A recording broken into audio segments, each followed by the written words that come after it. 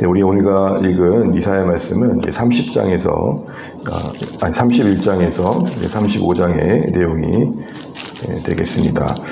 지금 본문에서 이야기하고 있는 흐름을 잠시 보게 되면 이사야가 외국, 그러니까 다른 나라와의 관계 속에서 두 가지 문제를 지적하는데, 그 하나는 아수르를 대하는 태도에 있어서 아수르를 의지하는 쪽이 있었고, 또한 아수르의 위기를 이기기 위해서 애굽을 의지하는 적이 있었습니다. 오늘 본문의 맥락은 그렇게 애굽을 의지하는 자들에 대한 이야기를 하고 있고, 이런 배경은 히스기야 왕과 관련되어 있습니다. 그래서 35장 이후에는 이제 히스기야에 대한 이야기가 나오면서 하나님을 끝까지 찾는 그런 어떤 왕의 승리의 이야기를 통해서 신앙을 격려하고 있는 내용이라 봐도 되겠습니다. 우리는 애굽을 의지하지 않고서는 애굽의 실체를 분명히 해야 한다는 것이죠. 30장 잠시 보시게 되면 31장 잠시 보시게 되면 1절 한번 보겠습니다. 1절 함께 보겠습니다. 31장 1절 함께 읽죠. 도움을 구하러 애굽으로 내려가는 자들은 화 있을진저, 그들은 말을 의지하며 병거의 많음과 마병의 심히 강함을 의지하고 이스라엘 거룩하신 이를 앙망하지 아니하며 여호와를 구하지 아니하나니. 말 그대로 지금 애굽으로 의지하려고 하는 자들을 향해서 하나님께서 화 있을진저, 너희에게 심판이 있을 것이다 라고 이제 말씀하고 계시는 겁니다. 그런데 어제 우리가 봤던 본문처럼 그러나 애굽은 전혀 그런 만한 도움이 되지 않는다라는 것이죠. 그래서 비유컨대 한 절만 더 보겠습니다. 30장 7절에 보시게 되면 이런 말이 나옵니다. 애굽의 도움은 헛되고 무익하니라. 그러므로 내가 애굽을 가만히 앉은 라합이라 일컫느니라. 가만히 앉은 라합. 상당히 풍자적인 표현인데요. 라합은 어마무시한 괴물을 말합니다. 그런데 가만히 앉아있는, 대단해 보이지만 실상은 도움이 되지 않는 이런 표현을 해학적으로 하고 있는 겁니다. 당장의 애굽이 그들에게 아수르의 위기에서 건져줄 힘이 될 것 같지만 실제는 전혀 그렇지 않다, 이 얘기를 하는 것이죠. 여러분, 여기서 우리는 뭘 느낍니까? 당장의 도움, 내 앞에 닥친 문제의 즉각적인 해결. 사실 이것이 우리 신앙에 있어서 하나님 아닌 다른 것들을 찾는 이유가 될 때가 참 많다는 것이죠. 우리 그렇잖아요. 위기가 체감될 때, 그냥 남들의 위기가 아니라 그것이 내 이야기가 될 때는 사실 정신줄을 놓게 됩니다. 판단력이 흐려지게 되고 이리저리 분주할 수밖에 없죠. 바로 그때 그런 상황에서 하나님을 의지한다는 것, 그게 진짜 신앙의 모습이겠죠. 근데 그게 쉽지 않다는 겁니다. 그런 상황에서 하나님께서는 다시 한번 그들에게 뭘 말씀하시냐, 너희들이 그렇게 위협적으로 여기는 아수르 심판받을 것이다. 그리고 아수르를 포함한 모든 하나님을 대적했던 열방은 심판받을 것이다. 그게 이제 34장에 나오고요. 그러면서 35장에 보게 되면 이제 이스라엘이 누릴 영광에 대한 이야기가 나옵니다. 이것은 한마디로 말하면 장차 이루어질 소망입니다. 장차 이루어질 소망. 그러다 보니까 당장에 도움이 되지 않습니다.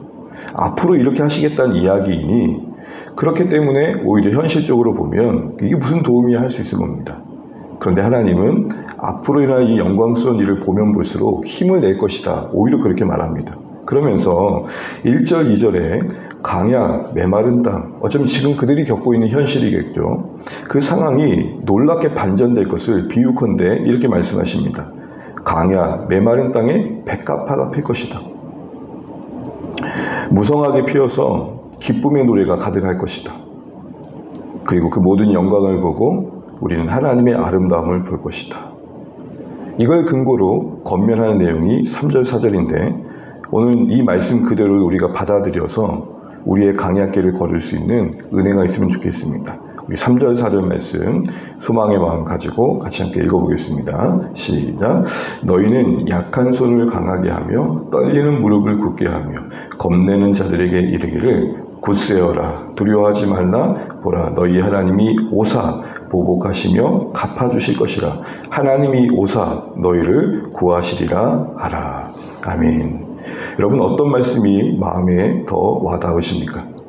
약한 손, 떨리는 무릎. 그들이 현실 앞에 가질 수밖에 없는 무력함을 표현하고 있습니다. 우리 약한 손, 떨리는 무릎일 때가 참 많습니다. 그런데 이렇게 말씀하신 겁니다. 그 약한 손, 하나님 붙드는 손 될지어다. 그 떨리는 무릎, 거룩하신 하나님께 무릎 꿇는 무릎 될지어다. 그렇게 될 때 소망의 날을 보게 될 것이라 말씀하고 계신 겁니다. 그렇게 될 때 강야 한복판에 난 영광의 대로를 걷는 자 될 것이다. 이렇게 말씀하고 계시는 겁니다. 아수르를 포함한 하나님을 대적하는 적들에 대한 심판의 말씀과 함께 하나님이 이 영광스러운 소망을 말씀하실 때 앞에서 했던 이야기 중에 하나는 이 모든 것을 이룰 영광의 왕에 대한 예시였습니다.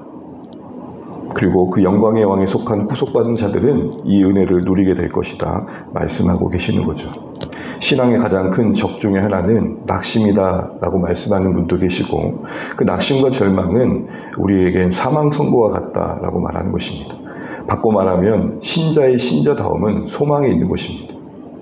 현실 속에 달라진 건 아무것도 없고 기댈 건 아무것도 없는 실제 강약길을 걷는 중에도 우리가 이 길이 대로가 될 것이고 이곳에 꽃이 필 거라고 말하는 것은 하나님을 믿지 않고 그게 하나님께 소망을 두지 않는 자에게는 무슨 헛소리야 할 만한 것들입니다.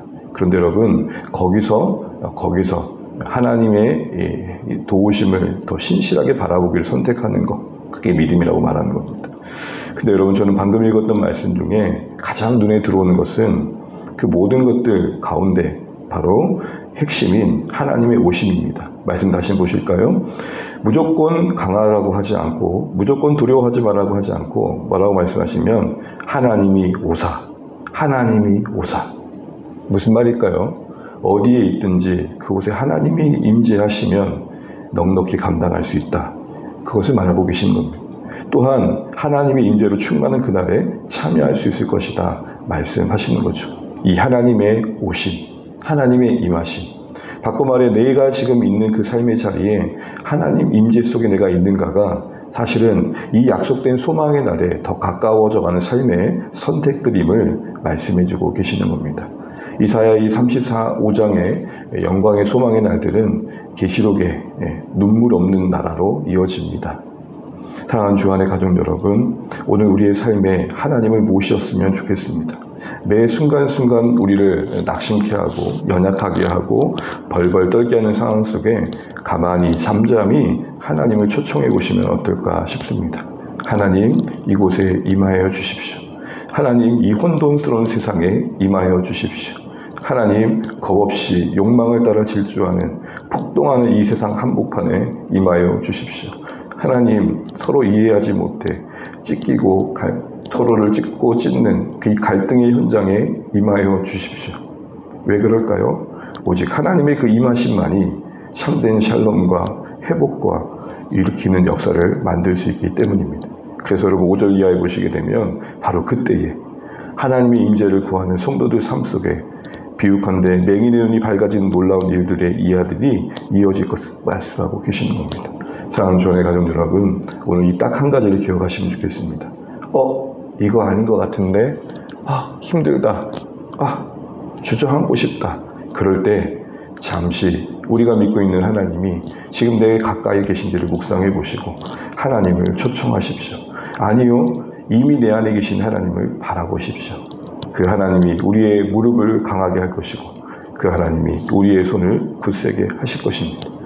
그러기에 모든 것이 끝났다고는 그 자리에서 하나님의 오심, 하나님의 임하심, 하나님의 초청함이 우리의 살 길임을 다시 한번 기억하시고 신자로서 현실적인 애굽이 당장엔 도움이 될 것 같지만 결국에는 아무것도 못하는 라합임을 알고 우리의 하나님을 또 바라보는 믿음의 시야로 나아가실 수 있는 우리가 되시길 바랍니다.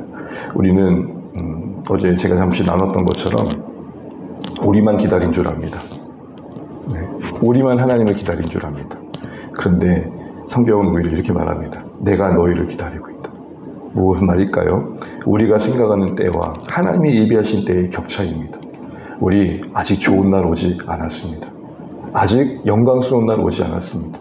그러니 모든 것이 끝난 것처럼 생각하지 말아라, 이 얘기를 하는 것입니다. 채 좋은 날이 오지도 않았는데 지금 이 날이 모든 날의 최고의 날인 것처럼 이 세상을 즐기는 것도 문제고 채 영광의 날이 오지 않았는데 이 세상이 이렇게 끝나는 것처럼 여기는 것도 문제인 것입니다. 우리가 기다린 것 같지만 하나님은 더 기다리고 계십니다. 저 천국의 영광스러운 곳에서 우리를 만날 날을 더 기다리고 계십니다.